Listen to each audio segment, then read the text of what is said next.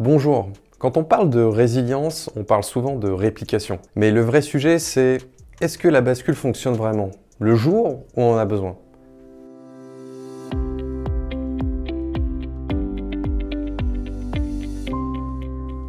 Sébastien, si je crée par exemple un bucket aujourd'hui, est-ce que je peux être certain qu'il existe immédiatement sur le site secondaire? Oui, le principe de ClusterLion, c'est de répliquer l'ensemble de la configuration du cluster PowerScale. Donc ça va inclure les partages, les exports, les quotas, mais aussi les buckets S3. Donc immédiatement, pas forcément, parce que ça tourne toutes les 10 minutes, mais je pense que c'est suffisant dans ce cas précis. Donc, je peux le montrer dans la démo et venir ici créer un bucket. Je vais créer un bucket qui s'appelle Demo02 par exemple. Et hop, mon bucket est presque créé. Mon bucket est maintenant créé. Comme je disais, ça tourne toutes les 10 minutes. Donc je vais aller dans l'interface et forcer la synchronisation de façon à ce que ça se fasse tout de suite. Je vais simplement pousser le bouton ici.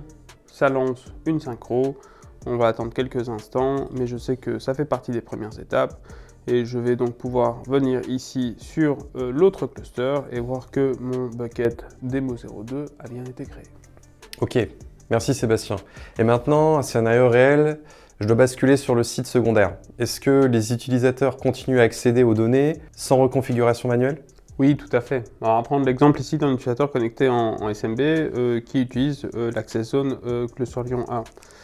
Je vais me connecter dessus et venir modifier ce fichier demo.txt. Donc je vais simplement rajouter un test et l'enregistrer. Et à ce moment-là, mon administrateur m'a informé qu'il fallait qu'il lance une bascule de l'environnement PowerScale.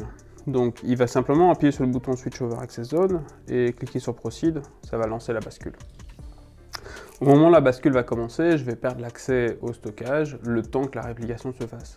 Mais une fois la réplication terminée, je vous montrerai que j'ai toujours accès à mon fichier et je peux continuer à m'en servir. Ma bascule est maintenant terminée et je peux toujours interagir avec mon fichier texte, et ce sans avoir modifié quoi que ce soit au niveau de ma session.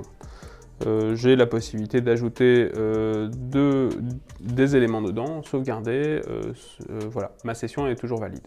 Ce serait le même processus au niveau S3, où il n'y aurait aucune action à faire au niveau de l'application pour continuer à avoir accès au stockage.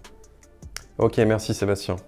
Mais surtout, comment être sûr que la bascule fonctionnera le jour J? Est-ce qu'on doit vérifier manuellement ou est-ce que le système surveille en permanence? En fait, il y a une vérification en permanence, parce qu'effectivement, ClusterLion n'est pas un outil où on va tous les jours, en temps normal, on s'en sert lorsqu'on a besoin de faire une bascule manuelle dans le cadre d'une intervention peut-être électrique ou dans le cadre d'une panne. Afin d'être certain que ça fonctionnera le jour J, on a un ensemble de vérifications qui sont faites en permanence et l'outil va alerter si ces vérifications ne sont pas correctes. On va pouvoir voir ici dans l'interface tous les checks, donc toutes les vérifications qui sont présentes.